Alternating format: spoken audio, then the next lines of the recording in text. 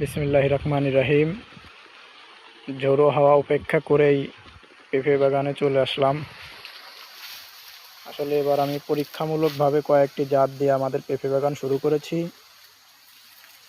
এটা হলো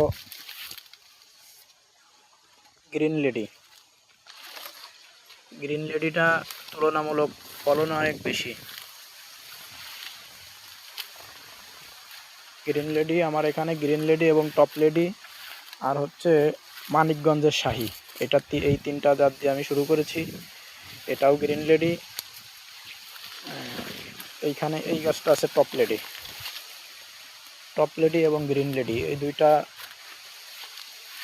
একটু ভালো জাতের মধ্যেই দেখা যাচ্ছে। এটাও গ্রিন লেডি জাতটার একটা বৈশিষ্ট্য আছে, যেখানে একাই থোকা ধরে ফল আসে, তিনটা করে ফল, দুইটা করে ফল সব জায়গাতে আছে।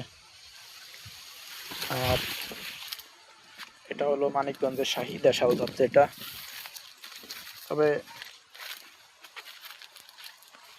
আমার মতে মানিকগঞ্জের শাহী এবং গ্রিন লেডি এই দুইটাই বেস্ট, সবজির জন্য এই দুইটা বেস্ট।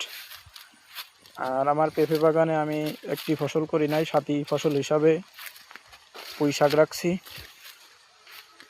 পুঁইটার ফলন অনেক ভালো হয়েছে আলহামদুলিল্লাহ। দেখতে পাচ্ছেন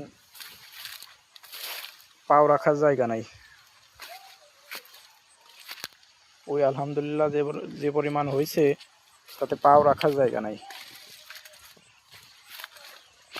সাথে আমাদের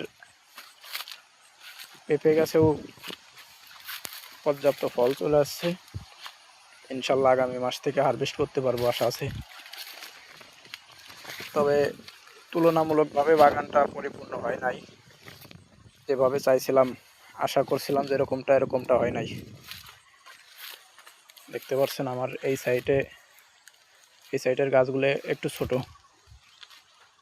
আমি পেঁয়াজের মধ্যে রোপণ করছিলাম এই গাছগুলো, পেঁয়াজ এবং পেঁপে দুইটা একসাথে করছিলাম।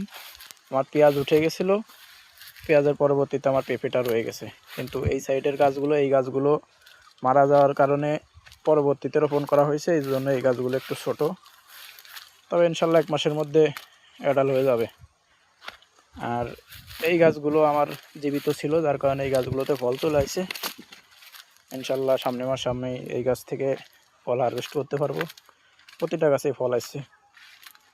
আর পুরুষ গাছের সংখ্যা অনেক কম।